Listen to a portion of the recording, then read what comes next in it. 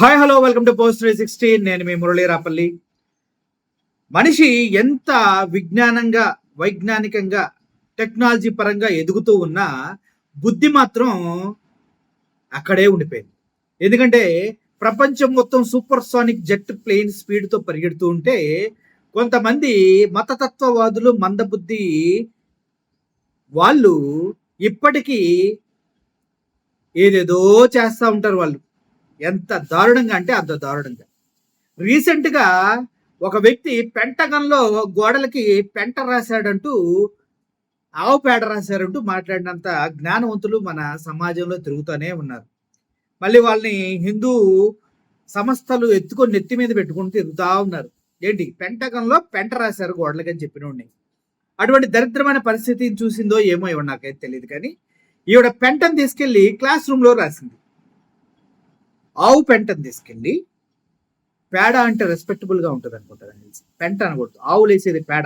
Okay, ఆవు పేడ తీసుకెళ్ళి స్టూడెంట్స్ క్లాస్ రూమ్లో రాసింది. ఢిల్లీ యూనివర్సిటీకి చెందినటువంటి, మీరు కొంపల్సరీ లెక్చరరో లేకపోతే ఆఫీస్ బాయో లేకపోతే అటెండరో అనుకుంటున్నారా? అంత బుద్ధి తక్కువ వాళ్ళే ఉంటారు అనుకుంటే మీరు పప్పులో కాలేస్తుంటే. ప్రిన్సిపల్ గారు, ఆ యూనివర్సిటీ ప్రిన్సిపల్ గారు క్లాస్ రూమ్లో పిల్లలకి చల్లగా ఉండాలంట ఆవు పేడను తీసుకెళ్ళి గోడలకు రాసింది. ఆ విషయం సెన్సేషన్ అయింది.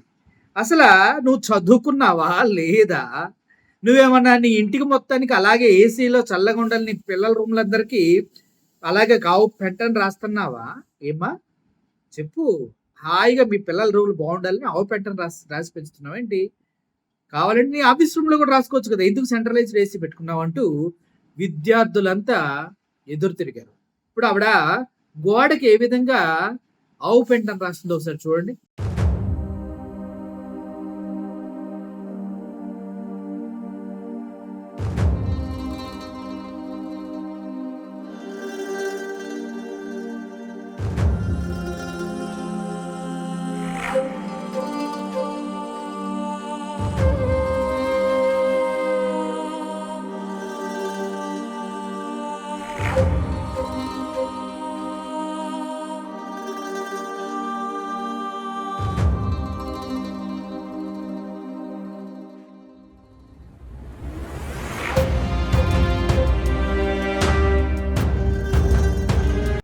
చూశారు కదా. అయితే దీనికి రియాక్షన్ గా విద్యార్థులు వచ్చి ఆవిడ రూమ్ ని ఎలా అద్భుతంగా మలుస్తున్నారు కూడా చూడాలి కదా మీరు. ఆవిడ రూమ్ లో మాత్రం సెంట్రలైజ్డ్ ఏసీ, పిల్లలకు మాత్రం ఆవు పేడలో కూర్చొని వీళ్ళు చదువుకోవాలన్నమాట. వీళ్ళ పిల్లల్ని కూడా ఇంట్లో ఆవు పేడలో కూర్చోబెట్టి చదివిస్తుందాం ఈవిడ. రీసెర్చ్ అంట. ఏం రీసెర్చ్ ని కొంపలో చేసుకో. వాళ్ళు వచ్చేసరికి పిల్లలు వచ్చి ఆ రూమ్ లో ఆవు పేడ రాస్తున్నాళ్ళకే పారిపోయింది అటక. सर आ वीडियो को छोड़। बहुत अच्छी बात है।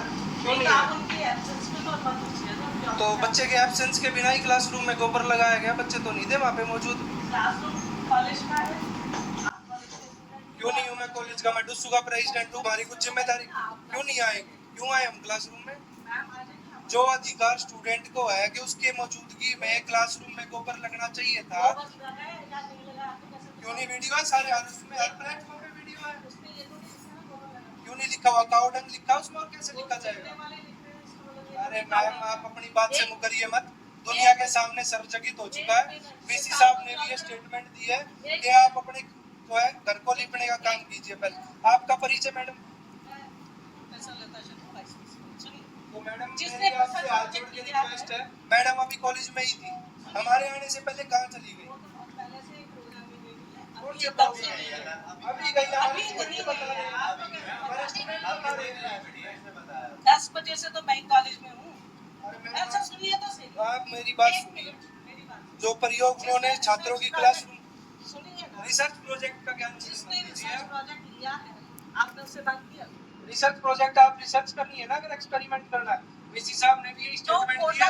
में किया ना? नहीं आप अपने घर पे कीजिए। आप अपने घर पे कीजिए। देखिए एक मिनट, आप वो रिसर्च अपने घर पे कीजिए। मनराज आप जिसको बुलाना चाहो आप बुलाओ। सुनिए तो सही। हम मैडम के आज रूम में जो रिसर्च उन्होंने करी है वो रिसर्च यहाँ भी लागू होनी चाहिए। यहाँ क्यों लागू होगी? यहाँ होगी लागू, पूरी तरीके से लागू होगी। बुला लो जिसको बुलाना है। इधर पानी डाल के इसका पूरा बना तसले में बना लो हां तसले में बनाओ अच्छा हो भाई 4 बजे ले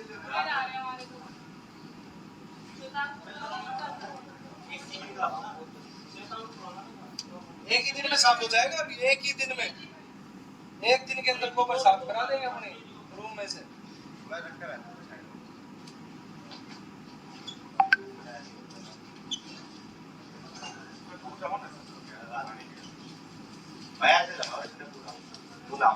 भाई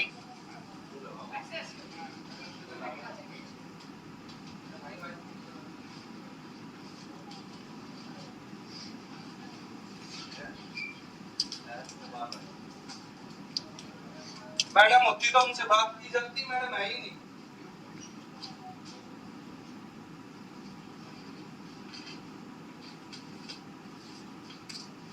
रिसर्च प्रोजेक्ट इंप्लीमेंट हो रहा है और कहाँ पे बैठती है मैडम यहाँ पे कहाँ बैठती है मैडम रूम बता दो मैडम कहाँ बैठती है मैडम मैडम काम में बिजी है तो गोबर लगाने का समय मिल जाता है आपके रूम में तो ये समय आप चल जाएगा लाओ चला के दिखा दूंगा 1 मिनट में चला के दिखा दूंगा आपके रूम में तो सेंट्रलाइज्ड एयर कंडीशनर स्टूडेंट पढ़े गोबर की क्लासरूम में 1% भी शर्म नहीं है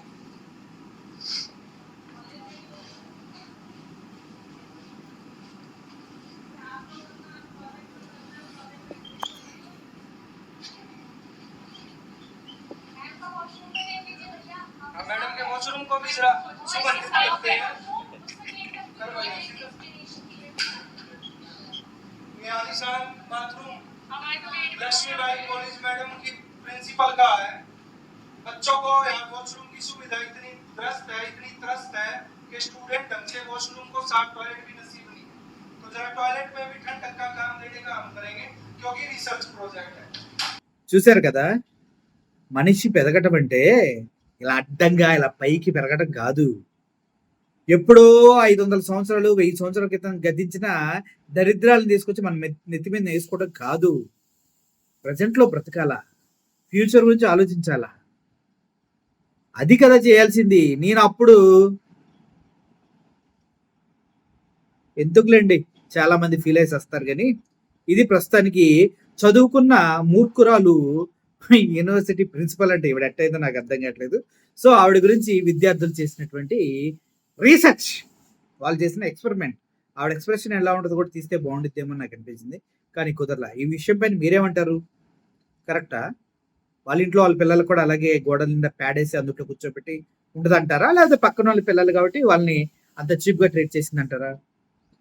కామెంట్ రూపంలో తెలియజేయండి. Thank you for watching this video. Murali signing off. Thank you so much.